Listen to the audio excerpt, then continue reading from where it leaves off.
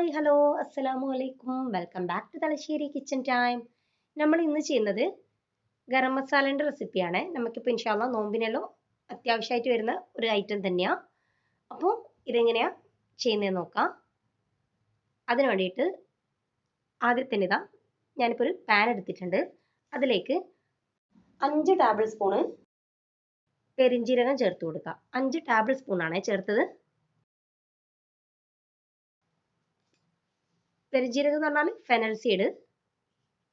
പിന്നെ അതിലേക്ക് 1.5 table spoon ചെറിയ ജീരകം ചേർത്ത് കൊടുക്കാം, നമ്മളെ ക്യുമിൻ സീഡ്. പിന്നെ അതിലേക്ക് 3 ടേബിൾ സ്പൂണ് കറാമ്പ് ചേർത്ത് കൊടുക്കാം. ഇൻഗ്രീഡിയൻസ് എല്ലാം ഞാൻ ഡിസ്ക്രിപ്ഷനിൽ ആഡ് ചെയ്യാം. പിന്നെ 1.5 ടേബിൾ സ്പൂണ് ഏലക്കായ് ചേർത്ത് കൊടുക്കാം. പിന്നെ ഇതിലേക്ക് 3 ടേബിൾ സ്പൂണ് പട്ട ചേർത്ത് കൊടുക്കാം. പട്ട ഞാനിപ്പോൾ ഈ ഒരു രീതിയിൽ ചെറുതായിട്ട് കട്ട് ചെയ്തിട്ടാണ് 3 ടേബിൾ സ്പൂണ്.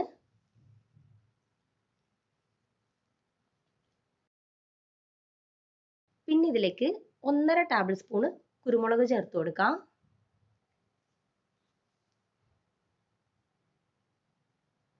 പിന്നെ ഇപ്പോൾ ഞാൻ 3 സ്റ്റാർ അനീസ് 3 എടുത്തിട്ടുണ്ട്. ഇത് ജസ്റ്റ് ഒന്ന് ഇങ്ങനെ ഒന്ന് കൈ കൊണ്ടൊന്ന് പൊട്ടിച്ചിട്ടാട്ടോ ഞാൻ ഇട്ട് കൊടുക്കുന്നത്. അപ്പം ഇതൊന്ന് പൊട്ടിച്ചെടുക്കാം. ഈ ഒരു രീതിയിൽ കൈ കൊണ്ടൊന്ന് ഇങ്ങനെ പൊട്ടിച്ചെടുത്തിന്. അതൊരു 3 പീസാട്ടോ ഞാൻ എടുത്തത്. പിന്നെ ഇതിലേക്ക് ബേ ലീഫ് ചേർത്ത് കൊടുക്കാം. ഞാനിതാ ഈ ഒരു വലുപ്പത്തിലുള്ള ഒരു 8 ബേ ലീഫ് അങ്ങനെ എടുത്തിട്ടുണ്ട്. ഇതും ജസ്റ്റ് കൈ കൊണ്ട് തന്നെ ഒന്ന് ഇങ്ങനെ ഒന്ന് കട്ട് ചെയ്തിട്ട് അങ്ങനെ ഇട്ട് കൊടുക്കാം.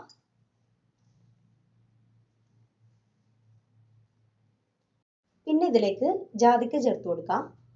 നമുക്കിതിൻ്റെ തോടൊന്ന് കളഞ്ഞെടുത്തിട്ട് വരാം ഫസ്റ്റ്. ഇതാ ഈ ഒരു രീതിയിൽ തോട് കളഞ്ഞിട്ടെടുക്കാം. എന്നിട്ട് ഇതൊന്ന് ജസ്റ്റ് ഒന്ന് ഇങ്ങനെ ഒന്ന് പൊട്ടിച്ചെടുക്കാം നമുക്ക്. അപ്പോൾ ഇതാ ഈ ഒരു രീതിയിലൊന്ന് പൊട്ടിച്ചെടുത്തിന്. ഇനി ഇതിലേക്ക് ജാതിപത്രി ചേർത്ത് കൊടുക്കാം. ഞാൻ നേരത്തെ പറഞ്ഞ ഇൻഗ്രീഡിയൻസ് എല്ലാം ഞാൻ ഡിസ്ക്രിപ്ഷനിൽ ആഡ് ചെയ്യാം. ഇതാ ഈ ഒരു രീതിയിലുള്ള അറിയാത്തവർക്ക് ഉണ്ടെങ്കിൽ മനസ്സിലായിക്കോട്ടെ എന്ന് വെച്ചിട്ടാണ് ഈ ഒരു രീതിയിൽ കാണിച്ചു തരുന്നത്. ഇത് ഞാൻ ജസ്റ്റ് ഇതും കൈ കൊണ്ട് തന്നെ ഒന്ന് ഇങ്ങനെ ഒന്ന് കട്ട് ചെയ്തിട്ട് അങ്ങനെ എടുക്കുന്നുണ്ട്. ഇതിപ്പോൾ ഞാൻ 3/4 ടേബിൾ സ്പൂൺ ആട്ടോ എടുത്തത്. ഇതിങ്ങനെ കൈകൊണ്ട് പൊടിച്ചെടുത്ത ശേഷം 3/4 ടേബിൾ സ്പൂൺ ആണ് ഉള്ളത്. അപ്പോൾ ഇൻഗ്രീഡിയൻസിൻ്റെ അളവെല്ലാം കറക്റ്റ് ആക്കിയിട്ട് തന്നെ അങ്ങനെ എടുക്കണം. അപ്പോൾ ഇതാ ഇതെല്ലാം കൂടി തന്നെ നമുക്കൊന്ന് വറുത്തെടുക്കണം. ഞാനിതാ ഗ്യാസിലേക്ക് വെച്ചിട്ടുണ്ട്. ഇതൊരു ലോ ഫ്ലെയിമിലിട്ടിട്ട് വറുത്തിട്ടെടുക്കണം, അല്ലെങ്കിൽ അങ്ങ് കരിഞ്ഞു പോകും.